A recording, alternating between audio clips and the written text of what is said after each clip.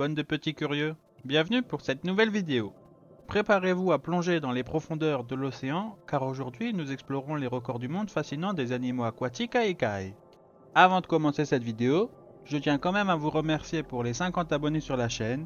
Ça me fait vraiment hyper plaisir de voir que vous kiffez les vidéos que je publie toutes les semaines, et vous inquiétez pas, on va continuer comme ça. Allez, on perd pas les bonnes habitudes. Si tu aimes ce genre de vidéo, n'hésite pas à t'abonner. N'hésite pas à me dire en commentaire si tu as des idées pour améliorer ces vidéos. Et surtout, n'oublie pas le petit pouce en l'air. Allez, ça suffit, assez de blabla, on commence tout de suite avec les records du jour.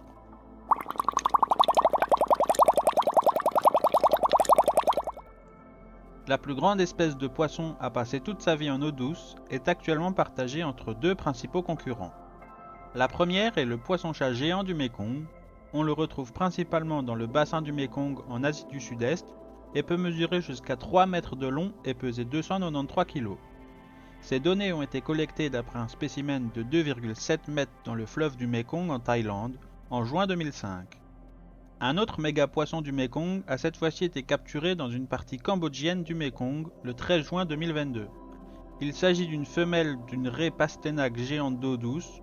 Cette raie pesait un peu plus de 300 kg et mesurait 3,98 mètres de long avec la queue comprise et un disque de 2,2 mètres de large.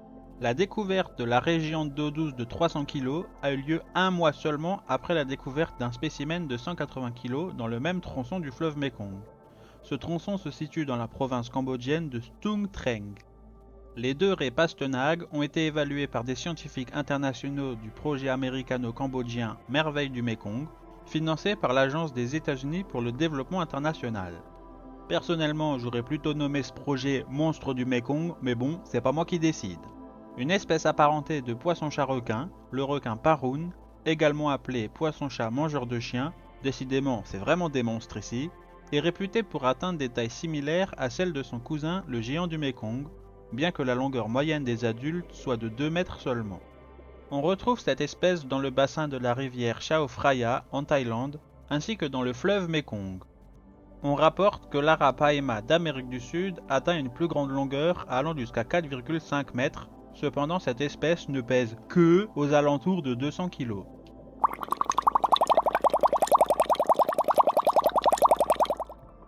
Les plus imposants de ces lézards préhistoriques géants, qui étaient au sommet de la chaîne alimentaire océanique vers la fin du Crétacé, soit il y a environ 94 à 66 millions d'années, auraient mesuré entre 15 et 18 mètres de long rien que ça. D'après les experts, ils avaient la peau écailleuse des serpents de mer d'aujourd'hui. Ces petites écailles creusées de sillons auraient réduit non seulement la résistance au glissement en les rendant plus hydrodynamiques, mais également le chatoiement, améliorant ainsi leur camouflage pendant la chasse.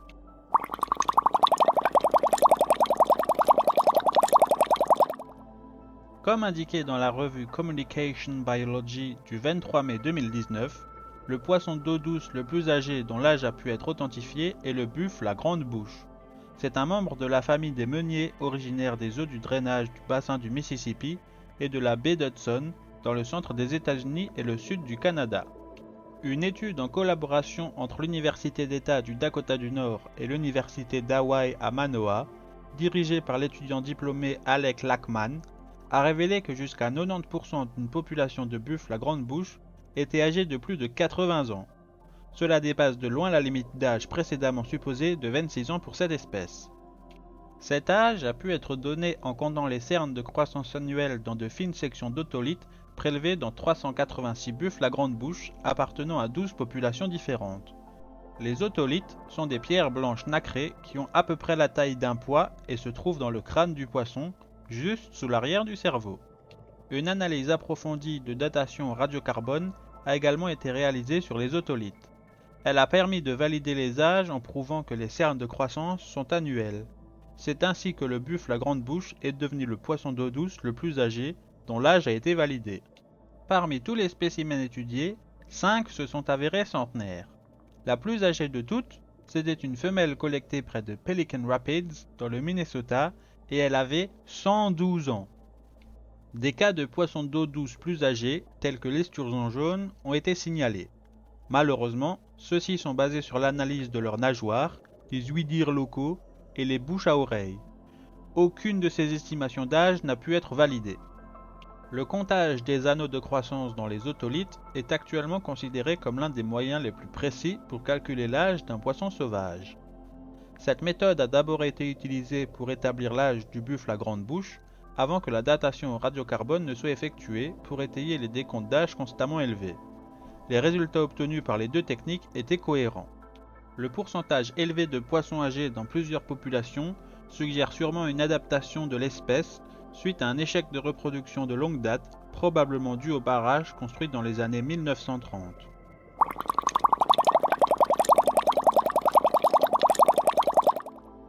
La plus longue plongée enregistrée pour un vertébré marin est de 10 heures et 14 minutes. Beaucoup plus que moi, je vous rassure. Cette plongée a été réalisée par une tortue kawan femelle adulte dans la mer Méditerranée au large de côtes tunisiennes en février 2003. La durée a été enregistrée par des chercheurs dirigés par le docteur Annette Broderick de l'université d'Exeter au Royaume-Uni.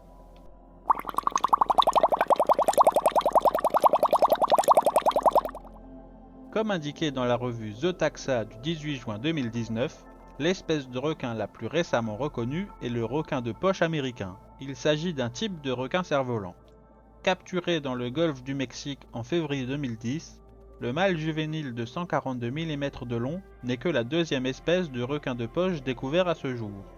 La première a été découverte dans l'est de l'océan Pacifique, au large des côtes du Chili, en 1979 et s'appelle Mollisquama parini. Les requins de poche sont appelés ainsi non pas en raison de leur petite proportion de taille de poche, mais de leurs deux glandes en forme de poche situées au-dessus de leur nageoire pectorale. Le but des glandes semble être de produire une substance luminescente qui peut être utilisée pour attirer des proies ou des partenaires dans les habitats marins profonds à faible luminosité. L'espèce de l'ouest de l'Atlantique Nord se distingue de l'espèce du Pacifique par plusieurs caractéristiques biologiques. Les différences sont notamment de dents différentes, de nombreux photophores sur tout le corps et 10 vertèbres en moins. L'étude qui a confirmé que le requin était une nouvelle espèce distincte était le fruit d'une collaboration entre différents organismes américains qui sont la National Oceanic and Atmospheric Administration, l'Institut de recherche sur la biodiversité de l'Université de Tulane, le Musée d'histoire naturelle de Floride et le Musée américain d'histoire naturelle.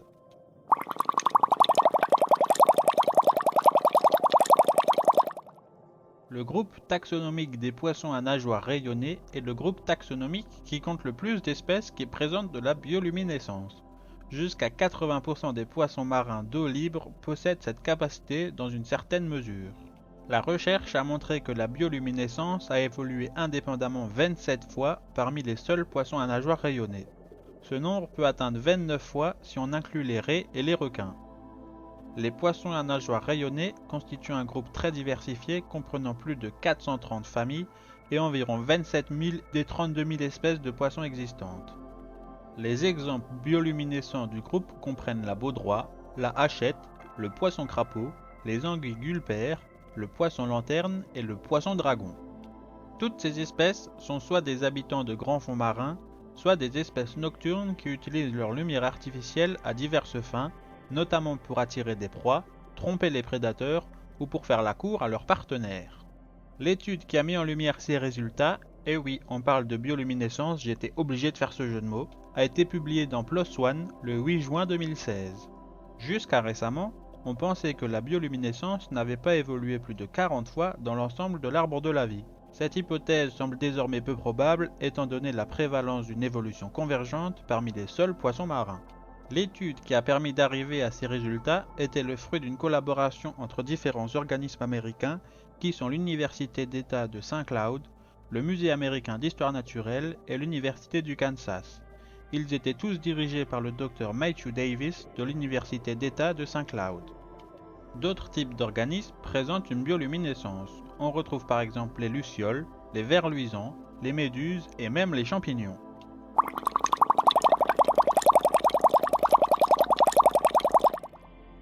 Aucune autre espèce de serpent n'a une plus grande aire de répartition que la pélamide. On l'appelle également pélamide bicolore ou serpent marin noir et jaune. On retrouve la pélamide dans les régions tropicales des océans Pacifique et océan Indien, y compris depuis la côte est de l'Afrique et le golfe Persique, dans toute l'Asie du Sud-Est et dans les eaux au large de l'Australie, et même jusqu'en Californie aux États-Unis et en Équateur en Amérique du Sud. Ce serpent fait partie des serpents de mer les plus aquatiques et pélagiques. Il passe donc une grande partie de sa vie en haute mer, exploitant les courants de surface pour parcourir de grandes distances et n'a ainsi jamais besoin de s'aventurer sur terre ou sur le fond marin. Dans le Pacifique oriental, la pélamide a été observée aussi loin en nord que Possiet Bay, en Russie, et aussi loin au sud que Wellington, en Nouvelle-Zélande. Dans le Pacifique occidental, l'aire de répartition s'étend de San Clemente en Californie aux États-Unis à l'île de Pâques au Chili.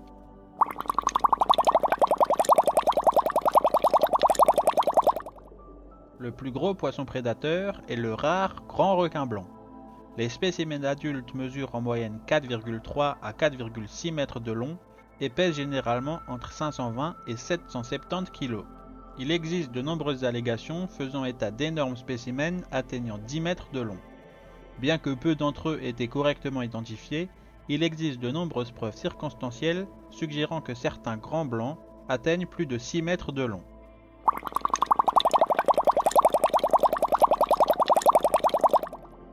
En 1999, ce qui est actuellement non seulement la deuxième mais aussi la plus récente espèce de coelacanthe vivant a été officiellement décrite et officiellement nommée Latimeria menadoensis. Vivant dans la mer autour de l'île indonésienne de Sulawesi, il a attiré l'attention des scientifiques pour la première fois le 18 septembre 1997, alors que le scientifique américain Dr Mark Erdman était en lune de miel avec sa femme biologiste nouvellement mariée, Arnaz, à Sulawesi. Sur place, ils ont vu et photographié dans un marché aux poissons un spécimen de coelacanthe transporté dans une charrette. Jusqu'alors, la seule espèce connue de coelacanthe vivante était Latimeria chalumnae, qui avait été portée à l'attention des scientifiques pour la première fois en 1938 et qui n'existe que dans les eaux au large du sud-est de l'Afrique et autour des îles Comores dans l'océan Indien. De plus, alors que l'espèce de 1938 est de couleur bleu acier avec des taches blanches, l'espèce indonésienne de 1997 est brune avec des taches dorées chatoyantes et blanches sur les écailles. Avant la découverte de l'espèce africaine en 1938, on pensait que la lignée entière des coelacanthes avait disparu il y a plus de 65 millions d'années. Les seules espèces connues étaient des espèces fossiles datant de l'ère mésozoïque. Bien qu'inconnu de la science jusqu'en 1997, le coelacanthe indonésien était connu depuis longtemps des pêcheurs locaux. Ils l'appellent le Raja Laut, qui se traduit par roi de la mer, et les remontent à l'aide de filets maillants profonds et vendent occasionnellement des spécimens morts sur le marché aux poissons. C'est, comme je l'ai dit plus tôt, à cette occasion qu'il a attiré l'attention des Erdman en lune de miel.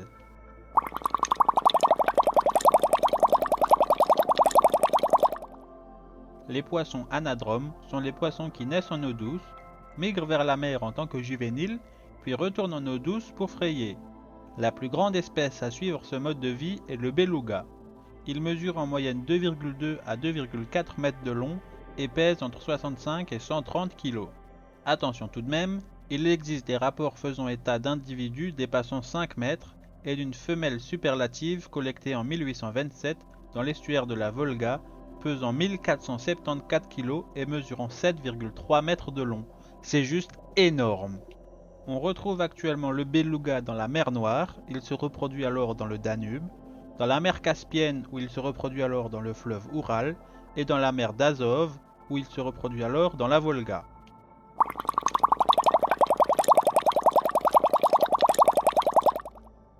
La plus grande espèce de saumon est le saumon royal, qui est l'une des nombreuses espèces de saumon que l'on retrouve dans le Pacifique. Rien que dans son nom, il a tout de suite pris la couronne. Il peut atteindre une longueur maximale de 150 cm, même si le plus souvent il ne mesure que 70 cm et un poids maximum de 61,4 kg.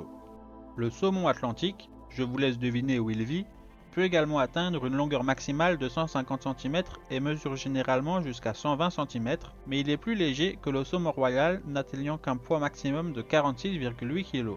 Le saumon royal est présent dans l'océan Pacifique du nord-est au nord-ouest ainsi que dans l'océan Arctique. Le saumon atlantique, lui, est présent dans les zones tempérées et arctiques de l'océan Atlantique Nord.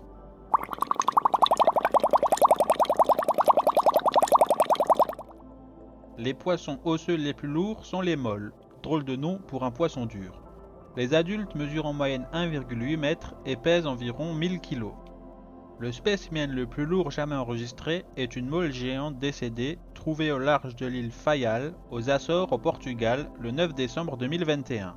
Le spécimen pesait 2744 kg et mesurait 3,25 m de longueur totale et 3,6 m entre les extrémités des nageoires. Ces dimensions ont été détaillées dans une étude publiée dans le Journal of Fish Biology le 11 octobre 2022. Ce spécimen surpasse un autre spécimen de mole géante capturé au large de Komogawa, dans la région de Chiba au Japon, en 1996. Il pesait 2300 kg et mesurait 2,72 m de longueur.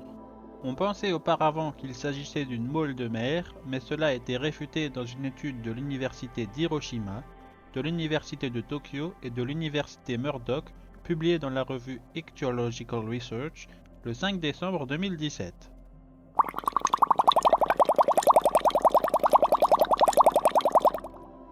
Le vol le plus long documenté d'un poisson volant est de 45 secondes pour un poisson filmé par une équipe de tournage de la chaîne japonaise NHK qui voyageait sur un ferry entre l'île de Kushinore-Abushima et l'île de Yukushima à Kagoshima au Japon en mai 2008.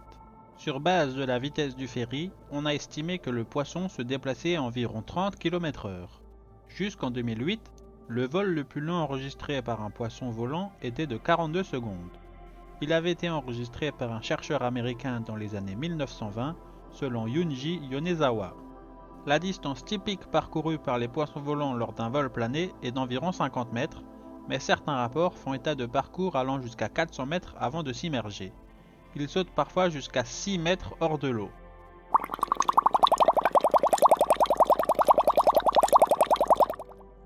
Le plus grand poisson perroquet du monde est le poisson perroquet à bosse. C'est une espèce herbivore indigène des récifs coralliens de l'océan Indien et de l'océan Pacifique. Seul membre de son genre, il mesure jusqu'à 1,5 m de longueur totale et pèse jusqu'à 75 kg, ce qui le rend considérablement plus gros que toutes les autres espèces de poissons perroquets. Il s'agit en fait de la plus grande espèce herbivore de tous les types de poissons présents dans les récifs coralliens. Les mâles de cette espèce sont normalement plus gros que les femelles. En tant que juvénile, cette espèce très distinctive a un corps brun verdâtre orné de 5 bandes verticales tachetées de blanc. Cependant, à mesure qu'il grandit, la couleur de son corps passe au vert bleuâtre gris et ses rayures verticales s'estompent.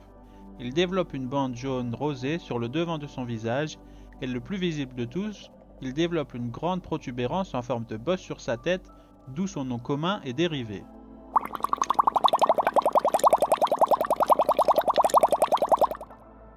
Le plus gros poisson du monde est le requin-baleine qui se nourrit de plancton et que l'on trouve dans les zones les plus chaudes des océans Atlantique, Pacifique et Indien.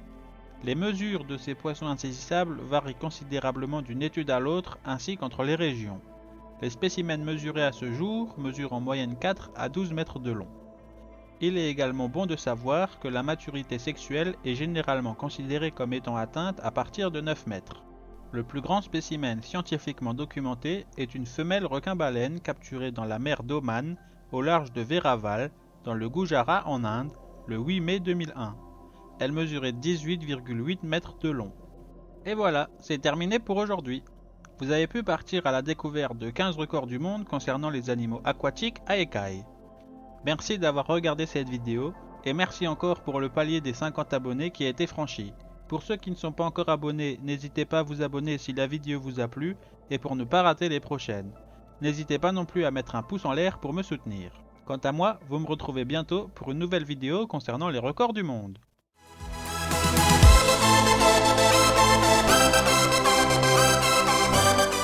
Psst, petit indice pour le thème de la prochaine vidéo. On part à la découverte des animaux à peau. Allez, ciao!